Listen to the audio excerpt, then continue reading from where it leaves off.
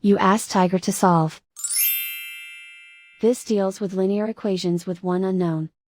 The final result is x equals 1 over 2. Let's solve it step by step. Simplify the expression. Expand the parentheses. Multiply the coefficients. Simplify the arithmetic. Swap sides.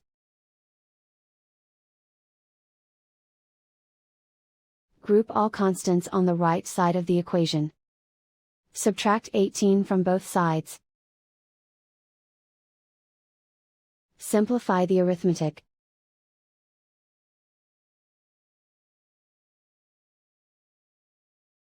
Isolate the x. Divide both sides by 4. Simplify the fraction. Find the greatest common factor of the numerator and denominator. Factor out and cancel the greatest common factor. And so the final result is x equals 1 over 2.